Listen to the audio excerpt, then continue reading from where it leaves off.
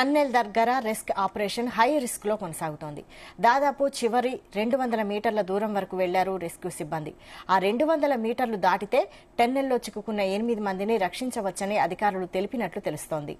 అయితే చివరి 200 మీటర్ల దగ్గర భారీగా మట్టి, వాటర్ వస్తున్నట్లు అధికారులు తెలిపారు. మరోవైపు సొరంగం ప్రమాదంలో చిక్కుకున్న వారిని కాపాడేందుకు ప్రభుత్వం అన్ని సహాయక చర్యలు కొనసాగిస్తోంది. సొరంగంలో చిక్కుకున్న జార్ఖండ్, ఉత్తరప్రదేశ్, పంజాబ్, జమ్మూ కాశ్మీర్ రాష్ట్రాలకు చెందిన కార్మికులు, సిబ్బంది కుటుంబాలతో మాట్లాడుతోంది.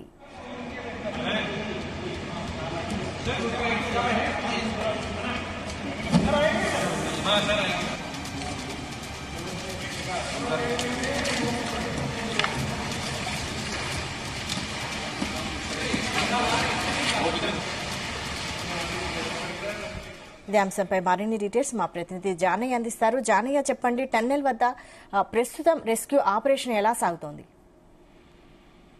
విశాలి, ఎస్ఎల్బిసి టన్నెల్ కు సంబంధించి ప్రమాదం చోటు చేసుకున్న రోజు నుంచి కూడా నేటికి 6 రోజులు అవుతున్నప్పటికీ ఇంకా సహాయక చర్యలు అయితే కొనసాగుతున్నాయి. గత రాత్రి నుంచి కూడా రెస్క్యూ ఆపరేషన్ మాత్రం నిర్వహిస్తున్నారు. దాదాపుగా 0 పాయింట్ వరకు, అంటే ప్రమాదం జరిగిన 14 కిలోమీటర్ సమీపంలోకి కూడా ఈ రెస్క్యూ బృందాలు కూడా వెళ్లినట్టుగా కూడా తెలుస్తోంది. మనం విజువల్స్ లో కూడా చూడొచ్చు. ఆ రెస్క్యూ ఆపరేషన్ నిర్వహిస్తున్నటువంటి ఎన్డీఆర్ఎఫ్ అలాగే ఆర్మీకి సంబంధించినటువంటి ఇద్దరు ఏదైతే ఆ బృందంలో ఉన్నారో, ఈ రెస్క్యూ ఆపరేషన్ బృందంలో ఉన్నారో, వాళ్ళు ముందుకు వెళ్లేందుకు కూడా ప్రయత్నం చేసేటువంటి దృశ్యాలు కూడా మనం విజువల్స్ లో చూడొచ్చు. ఆ వాళ్ళు వెళ్లిన చోట వరకు కూడా దాదాపుగా బురద పేరుకుపోయి ఉండడం కూడా వారికి కొంచెం ఆటంకం కలిగించినప్పటికీ ముందుకు వెళ్లిన సమయంలో వారు టార్చి లైట్ల సాయంతో ముందు ఎలాంటి సిచ్యువేషన్ ఉందనే విషయాన్ని కూడా వాళ్ళు చూస్తున్న పరిస్థితి అయితే ఉంది. ఏదైతే ఈ బురదను తొలగిస్తే తప్ప అక్కడి నుంచి ముందుకు వెళ్ళలేమనే సిచ్యువేషన్ వారికి తెలుసుకున్నట్టుగా కూడా తెలుస్తుంది. అయితే ఏదైతే 13.800 మీటర్ల వరకు వెళ్లినటువంటి ఈ రెస్క్యూ బృందం మరో 200 మీటర్లు ఉన్నటువంటి ఏదైతే పీబీఎం మిషన్ కి సంబంధించి 50% వరకు 50% వరకు డ్యామేజ్ కావడం జరిగింది.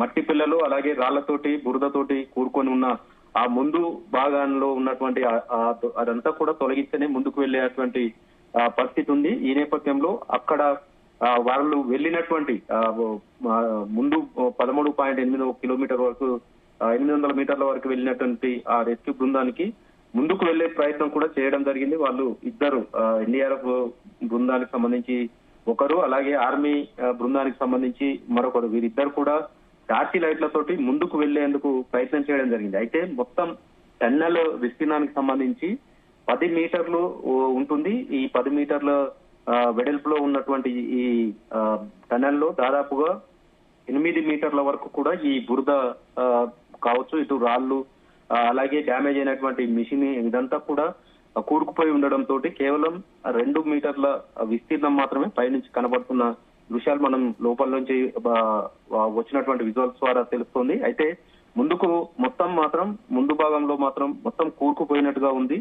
అదంతా తొలగిస్తేనే తప్ప ముందుకు వెళ్లే సిచ్యువేషన్ కనబడలేదనే విషయంలో దానికి సంబంధించి కూడా జిఎస్ఐ నిపుణులు, జియోగ్రఫీకి సంబంధించినటువంటి నిపుణులు కూడా అక్కడికి చేరుకోవడం జరిగింది. ఆ నిపుణులంతా కూడా ముందుకు ఎలా వెళ్ళాలి, ఎలాంటి చర్యలు చేపట్టాలనే విషయంలో కూడా వారి సలహాలు ఈ రెస్క్యూ ఆపరేషన్ బృందాలకు కూడా అందిస్తున్నారు. ఈ నేపథ్యంలోనే ఏదైతే లోకో ట్రైన్ ఏదైతే ఉందో ఈ కార్మికులను లోపలికి తీసుకువెళ్లడంతో పాటు మెటీరియల్ కూడా లోపలికి తీసుకెళ్లేటువంటి లోకో ట్రైన్ ఏదైతే ఉందో దానికి అదనంగా ఒక బోగి లాంటిది కూడా ఇప్పటికే బిగించడం జరిగింది.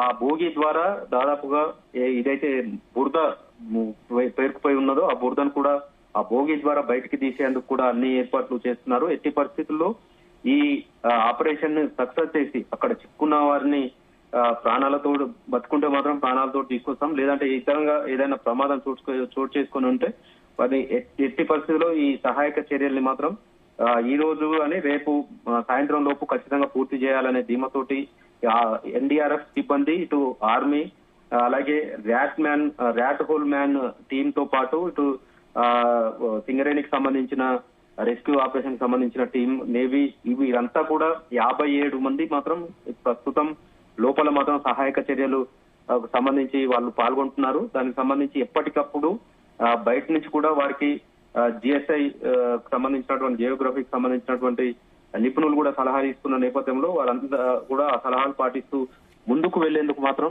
శతవిధాలుగా ప్రయత్నిస్తున్నప్పటికీ ఆ బురద అలాగే డ్యామేజ్ అయినటువంటి టీబీఎం మిషన్ మెటీరియల్ ఇదంతా కూడా ఆటంకిగా మారింది. దాన్ని తొలగించేందుకు కూడా ప్రత్యామ్నాయ ఏర్పాట్లు చేస్తున్న నేపథ్యంలో కొంతమేర ఈ రోజు సాయంత్రం లోపు అక్కడ ఉన్నటువంటి సిచ్యువేషన్ ని అంటే అక్కడ పేరుకుపోయినటువంటి బురదను తొలగించే ప్రక్రియ అయితే ప్రారంభించేందుకు మాత్రం అన్ని సిద్ధం చేసుకుంటున్నారు. దీనికి తోడు ముందుకు ఎలా వెళ్ళాలి, ముందుకు వెళ్తుంటే ఒకవేళ బురదను తొలగిస్తే మాత్రం మళ్ళీ ఆ పైనుంచి మట్టి పిల్లలు కానీ నీటి ఊట ఎక్కువగా ఉన్నది కాబట్టి మళ్ళీ కూడే ప్రమాదం ఉంది కాబట్టి దానికి ప్రత్యామ్నాయంగా ఎలాంటి ఏర్పాట్లు చేయాలి, ఆ బురదను ఎలా తొలగించాలి, ముందుకు ఎలా వెళ్ళాలి అనే విషయంలో కూడా అన్ని రకాలుగా కూడా అన్ని విషయాల్లో సలహాలు సూచనలు తీసుకుంటూ బురదను తొలగించే ఇందుకు కూడా ఏర్పాట్లు చేస్తున్నారు. అలాగే ఏదైతే ఈ బురదను తొలగించే క్రమంలో పైనుంచి మట్టి ఇది బురద పడకుండా కూడా వాటర్ రాకుండా కూడా ప్రత్యామ్నాయ ఏర్పాట్లు కూడా చేస్తున్నట్టుగా తెలుస్తుంది. ఇవి కాక సక్సెస్ అయితే మాత్రం ముందుకు వెళ్లేందుకు మాత్రం వారికి ఈజీగా ఉంటుంది, రెస్క్యూ ఆపరేషన్ ఈజీగా ఉంటుంది. 8 మంది జాడ కూడా తెలిసే అవకాశం ఉంటుంది కాబట్టి ఆ వేలోనే వీళ్ళు సహాయక చర్యలు చేపట్టడం జరిగింది. ప్రస్తుతానికైతే మొత్తం 57 మంది మాత్రం ఈ రెస్క్యూ ఆపరేషన్ కు సంబంధించి ఏదైతే NDRF, army, navy, rat hole mans team అలాగే సింగరేణికి సంబంధించినటువంటి టీమ్స్ తో పాటు బార్డర్ రోడ్స్ ఆర్గనైజేషన్ వీరి ముఖ్యంగా వీరి సలహాలు ఎక్కువగా పాటిస్తూ వీరి నేతృత్వంలోనే ఎక్కువగా అక్కడ సహాయక చర్యలు కొనసాగుతున్నాయి. ఇన్ని టీములు భాగస్వామ్యం అయినప్పటికీ దాదాపుగా 6 రోజులు గడుస్తున్నప్పటికీ అక్కడ సహాయ చర్యలకు మాత్రం తీవ్ర ఆటంకం కలిగించేది ప్రధాన కారణం కూడా కేవలం నీటి ఊట అక్కడ చేరుకోబోయినటువంటి బురద మాత్రమే కావడంతో దాన్ని తొలగించాలనేది కూడా ఎట్టి పరిస్థితుల్లో ఈ రోజు ఆ ప్రక్రియ ప్రారంభించాలనే ధీమాతోటి బృందం లోపలికి వెళ్లేటప్పుడు కూడా అది ఖచ్చితంగా ఈ రోజు ఆ బురదను తొలగించి ముందుకు వెళ్లేందుకు ప్రయత్నం చేస్తామంటూ కూడా చెప్పి వెళ్ళినట్టుగా కూడా తెలుస్తుంది. ఇటు మంత్రి ఉత్తమ్ కుమార్ రెడ్డి కూడా 2 రోజుల్లో ఈ సహాయక చర్యలు పూర్తి చేస్తామని కూడా నిన్న ప్రకటించడం జరిగింది.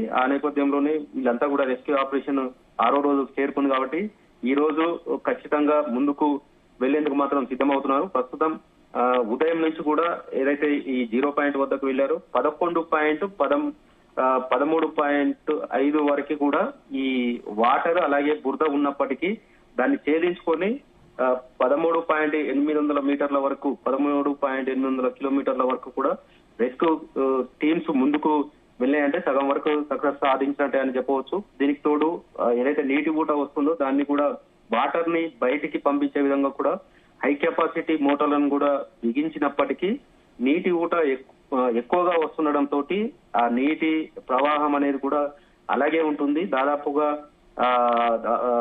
5 మీటర్ల వరకు కూడా నీరు నిలిచి ఉండడం 2.5 మీటర్ల వరకు నీరు నిలిచి ఉండడంతో కొంత లోకో ట్రైన్ కూడా లోపలికి వెళ్ళడానికి మాత్రం 11.5 కిలోమీటర్ వరకే వస్తున్న నేపథ్యంలో మిగతా అదనంగా కూడా మోటార్లను బిగించి వాటర్ని బయటికి పంపించే విధంగా కూడా ఏర్పాట్లు చేయడం జరిగింది. ఈ నేపథ్యంలో లోకో ట్రైన్ ఏదైతే ఉందో అది 13 ఆ బురదను తొలగించే ప్రక్రియ అయితే ప్రారంభించనున్నారు. ఆ బురదను తొలగిస్తే మాత్రం అక్కడ ఏదైతే పీబీఎం మిషన్ డ్యామేజ్ అయిందో దాన్ని ఎక్కువ బరువు ఉంటుంది, దాన్ని డ్యామేజ్ అయినటువంటి పార్ట్స్ గా చేయాల్సి ఉంటుంది, కట్టర్ సహాయంతో చేయాల్సింది కాబట్టి ఇప్పటికే రైల్వే డిపార్ట్మెంట్ కు సంబంధించినటువంటి గ్యాస్ కట్టర్లను కూడా తెప్పించడం జరిగింది. ఆ గ్యాస్ కట్టర్ల ద్వారా వాటిని ముక్కలుగా చేసి బయటికి పంపాల్సి ఉంటున్న నేపథ్యంలో అటు పెద్ద జనరేటర్ కూడా దానికి వినియోగించాల్సిన పెద్ద జనరేటర్లు కూడా లోపలికి తీసుకెళ్లడం జరిగింది. దాని సహాయంతో ఇటు గ్యాస్ కూడా అందుబాటులోకి తీసుకుపోయారు. గ్యాస్ కట్టర్ల ద్వారా ఆ డ్యామేజ్ అయినటువంటి మిషన్ కావచ్చు, ఇటు కాంక్రీట్ వేసే టెండర్లో కాంక్రీట్ వేసేందుకు ఉపయోగించేటువంటి రాడ్స్ పూల్నే ఏవైతే ఉన్నాయో వాటిని కూడా కట్టర్ల సాయంతో కట్ చేయాల్సి ఉంటుంది కాబట్టి ఆ ప్రక్రియ కూడా కొనసాగిస్తూ ఇటు బురదను తొలగించితో పాటు వాటర్ ని కూడా బయటకు పంపించడంతో పాటు ముందుకు వెళ్లేందుకు అన్ని ప్రయత్నాలు చేస్తున్నారు. ముఖ్యంగా ఈ తొలగింపు ప్రక్రియ ప్రారంభమైతే మాత్రం పై వైపు నుంచి నీటి ఊట అలాగే వస్తున్న నేపథ్యంలో అది కూలే ప్రమాదం ఉంది కాబట్టి దానికి కూడా ప్రత్యామ్నాయంగా అది కూలకుండా కూడా ఏర్పాటు చేసుకుంటూనే ముందుకు వెళ్లేందుకు మాత్రం ఈ రోజు అన్ని విధాలుగా ఈ సహాయక చర్యలను సక్సెస్ చేయాలనే ఉద్దేశంతో తీసుకోవాల్సిన జాగ్రత్తలను అన్ని కూడా నిపుణులతోటి మాట్లాడిన తర్వాత వారి సూచనలతోటి ముందుకైతే సాగుతున్న పరిస్థితి ఉంది. మొత్తానికి 13.800 మీటర్స్ దాదాపుగా 0 కిలోమీటర్ వరకు రెస్క్యూ టీం చేరుకోవడం, ప్రమాదం జరిగినటువంటి 14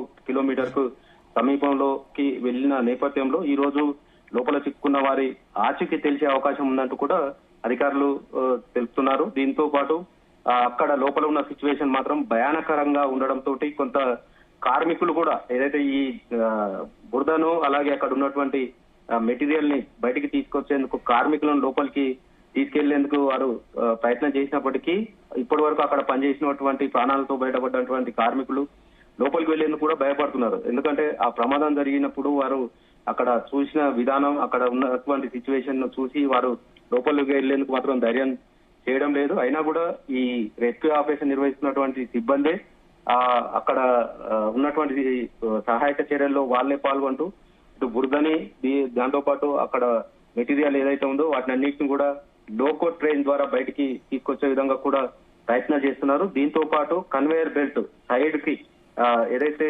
ఒక సైడ్ ఉన్నటువంటి కన్వేయర్ బెల్ట్ డ్యామేజ్ జరగడం జరిగింది, దాన్ని కూడా మరమ్మతులు చేపట్టారు. ఒకవేళ దాని ద్వారా కూడా మట్టిని కానీ బురదను కానీ కొంచెం కొంచెంగా కూడా బయటికి పంపే అవకాశం ఉంది. కాబట్టి కన్వేయర్ బెల్ట్స్ ను కూడా వినియోగించుకునేందుకు కూడా అన్ని విధాలుగా కూడా సహాయక బృందాలు మాత్రం ముందుకు సాగుతున్నాయి. ఈ నేపథ్యంలో ఈ రోజు సాయంత్రం లోపు లోపల చిక్కుకున్న వారి ఆచూకీ మాత్రం తెలిసే అవకాశం ఉంది. మరోవైపు ఈ బురద తీసే ప్రయత్నంలో పైనుంచి ఏమైనా డ్యామేజ్ జరిగితే మాత్రం సహాయక చర్యలకు ఆటంకం కలుగుతుందనే అవకాశం ఉన్న నేపథ్యంలో దానికి సంబంధించి కూడా నిపుణుల సలహాలు తీసుకుంటూ ముందుకైతే సాగుతున్న పరిస్థితి అయితే ప్రస్తుతం కొనసాగుతుంది. ఈ విషయం రైట్. Thank you Janaiah. ये लास्ट में है तो नहीं गिरा, इसका आगे नहीं गिरी हुई है।